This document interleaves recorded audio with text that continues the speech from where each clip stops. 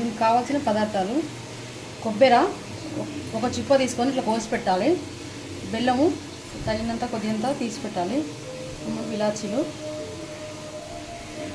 2 కప్పులకు గోధుమ పిండి, తగినంత నీళ్ళు తీసుకోవాలి. దీనికి చపాతి పిండి, గోధుమ పిండి చెప్పిన కదా,